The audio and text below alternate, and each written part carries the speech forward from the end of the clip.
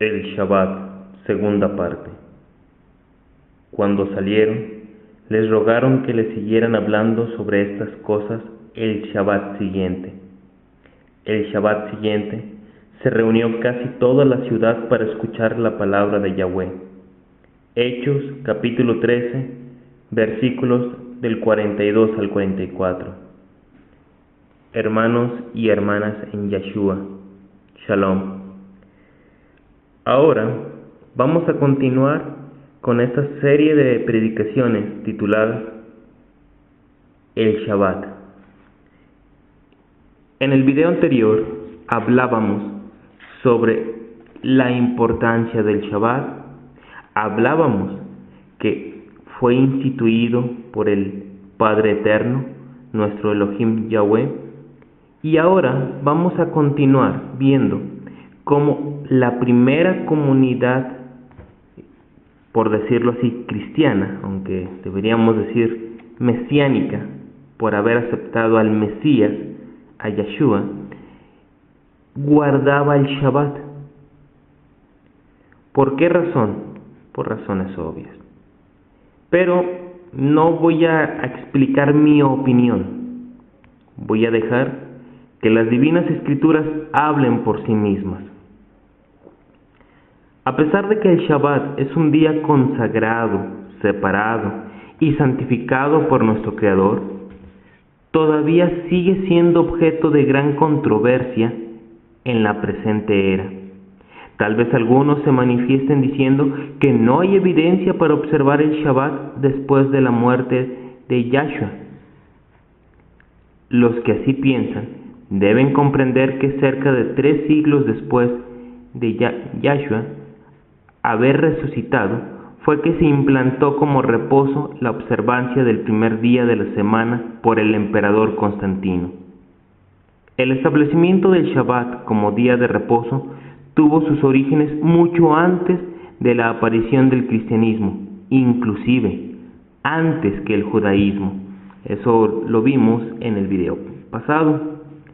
Las escrituras mesiánicas afirman que después de la muerte y resurrección de Yahshua, hubo personas que siguieron observando el Shabbat. ¿Quiénes fueron esas personas? Ese es el propósito de esta predicación: identificar a las personas que permanecieron fieles en cuanto a la observancia del Shabbat, al extremo de estar dispuestos a ofrendar sus vidas por esa justa causa. Entre ese grupo encontramos algunas mujeres que compraron especies y ungüentos para ungir el cuerpo de Yahshua. Debemos comprender la importancia que le dieron estas mujeres a la observancia del Shabbat. Es el primer pasaje donde se hace manifiesto que después de la muerte de Yahshua, el Shabbat siguió siendo observado por sus seguidores. Una razón de peso les impidió realizar lo que se habían propuesto. Era el día de la preparación para la Pascua y ya estaba por comenzar el Shabbat. Entonces las mujeres que habían venido de Galilea con Yahshua siguieron a José para conocer el sepulcro y ver cómo ponían su cuerpo. Después volvieron a sus casas a preparar pomadas y perfumes, y el Shabbat cumplieron con el reposo ordenado por la ley. Lucas 23, versículos 55 y 56. Sobre este verso, el Código Real nos dice: y vueltas, prepararon especies aromáticas y ungüentos de mirra, y reposaron el Shabbat conforme al mandamiento. Lucas 23, 56. Estas mujeres eran conscientes de que el Shabbat no era un día cualquiera. No solo habían seguido a Yahshua desde Galilea, sino que vieron el lugar donde se le dio sepultura. Como estaba para comenzar la gran convocación del Shabbat anual, 15 de Abib, según Éxodo 12:16 y San Juan 19:31, ellas no tuvieron la oportunidad de comprar las especies aromáticas y ungüentos. La compra de esas especies aromáticas la debieron de haber hecho pasado ese Shabbat anual, lo que viene a ser el día sexto, el día viernes de la semana. Marcos 16:1.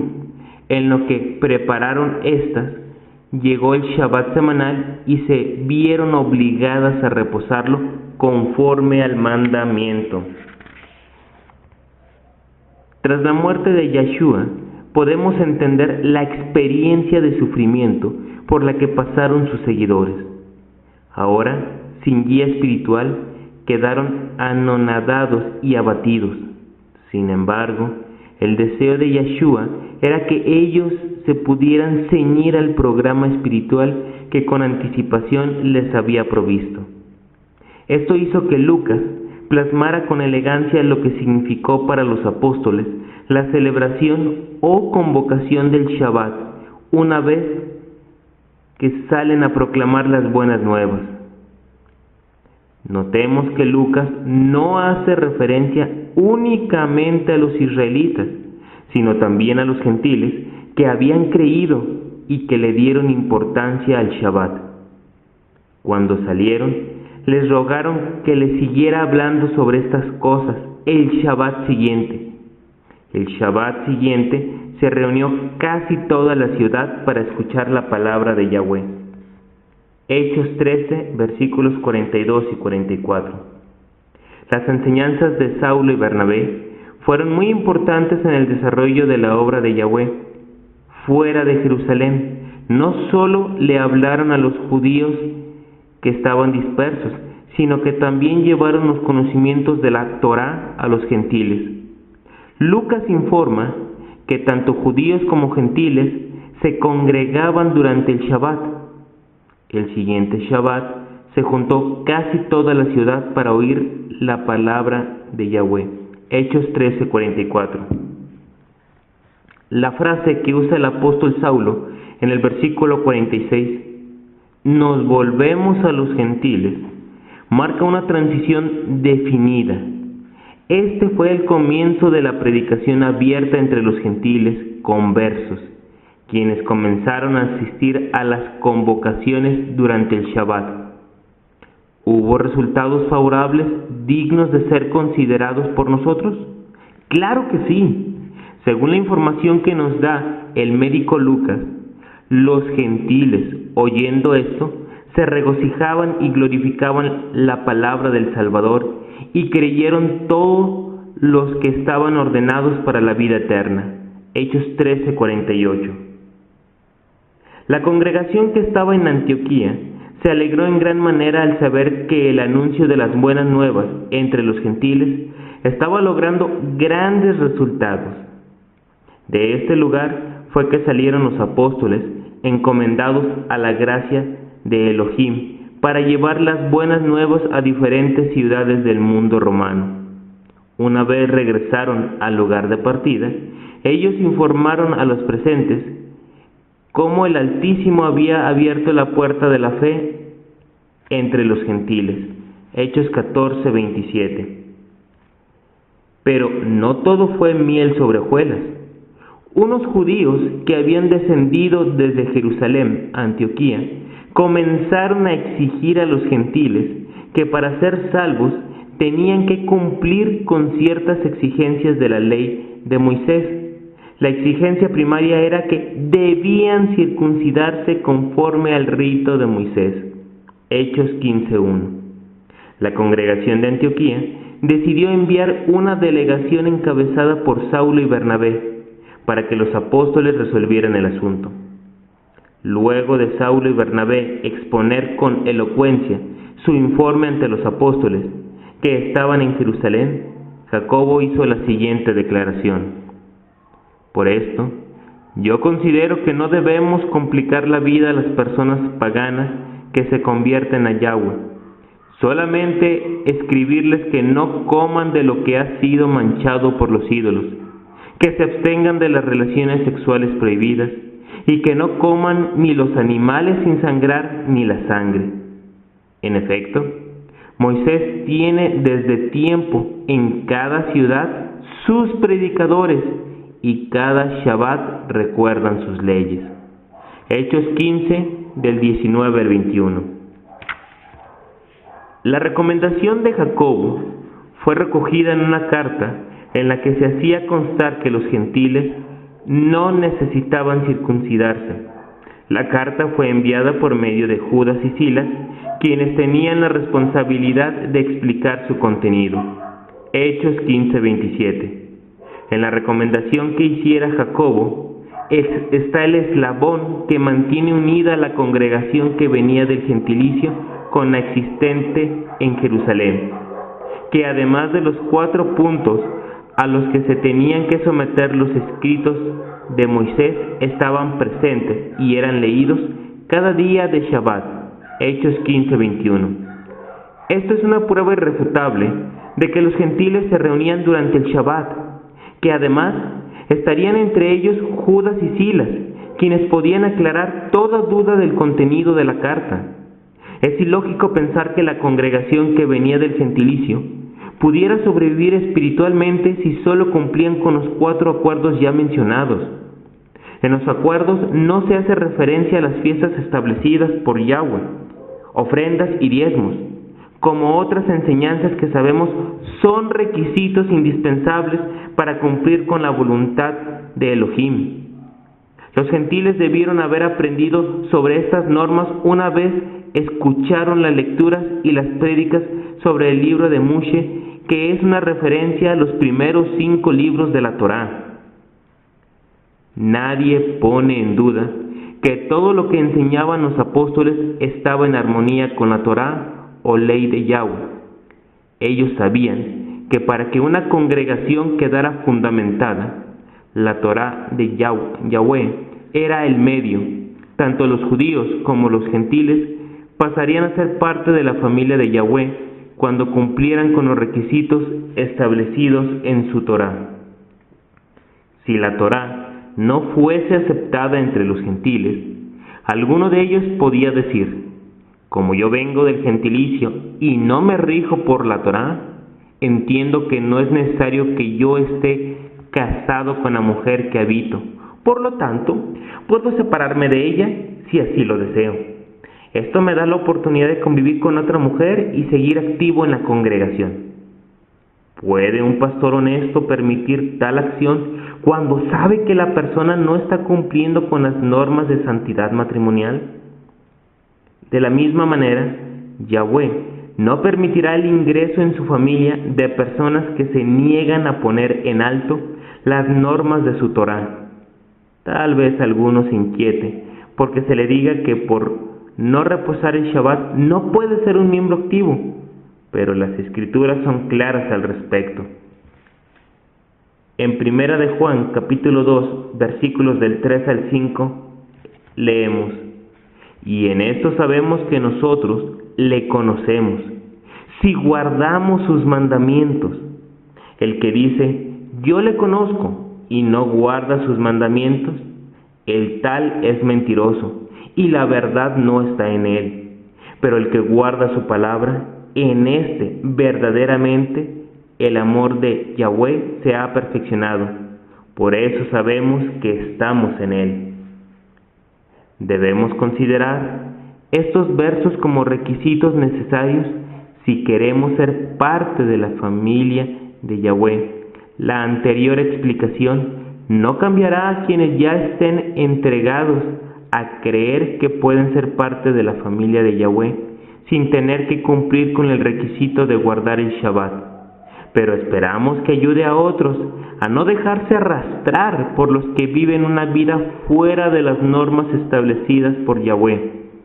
Hasta que no aceptemos con amor el plan educativo y transformador establecido por Yeshua y los apóstoles, jamás comprenderemos por qué Yahweh permitió que su Shabbat quedara registrado como el 4º mandamiento en su famoso Código de Enseñanza Moral.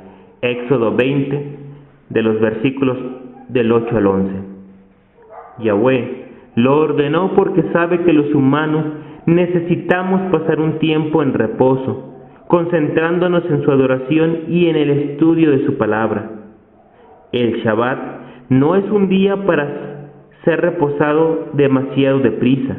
De ser así, jamás podríamos apreciar su valor espiritual.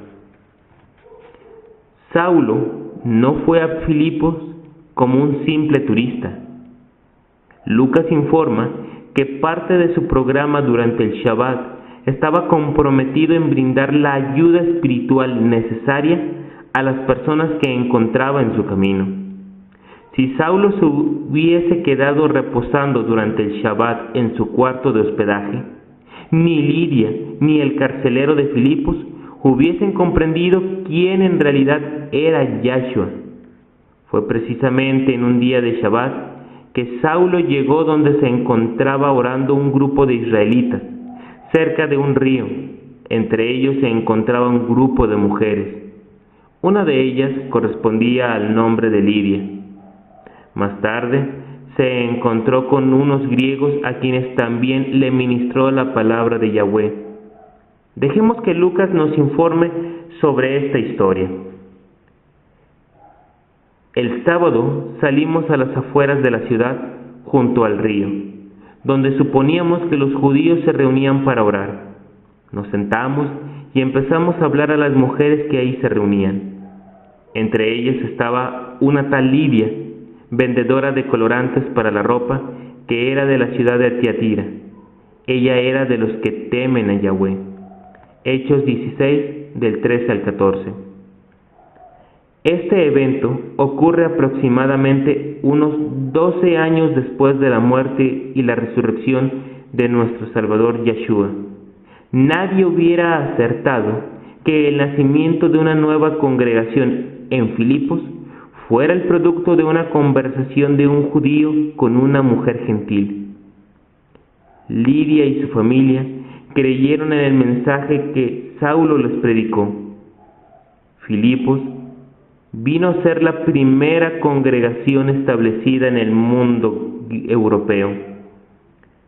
Hagamos una pregunta importante.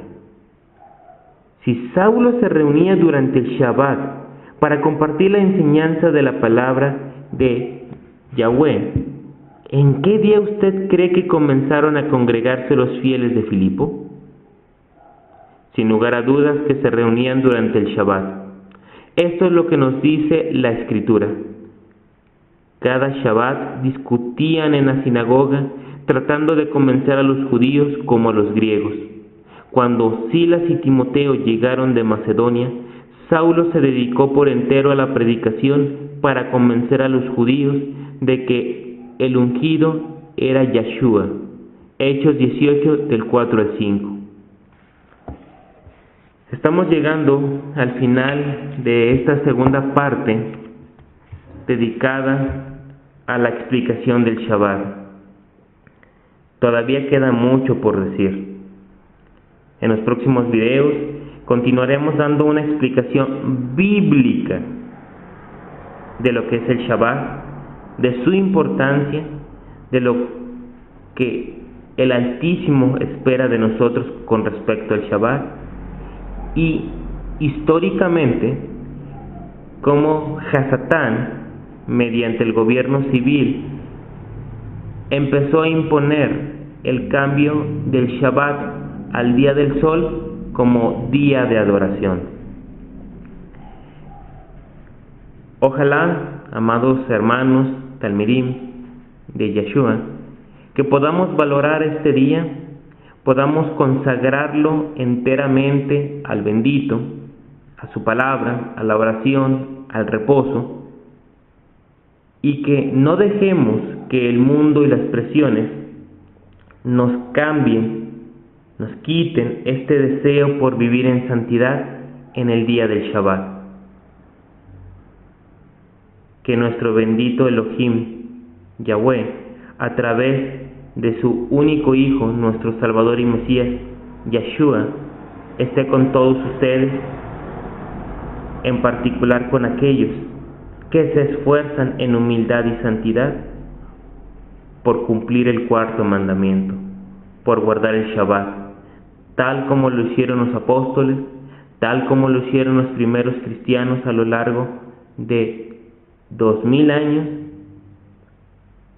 tal como lo hicieron aquellos mártires que derramaron su sangre, que dieron su vida por no profanar el Shabbat, por negarse a guardar el día del sol. Baruch Hashem Yahweh, hermanos.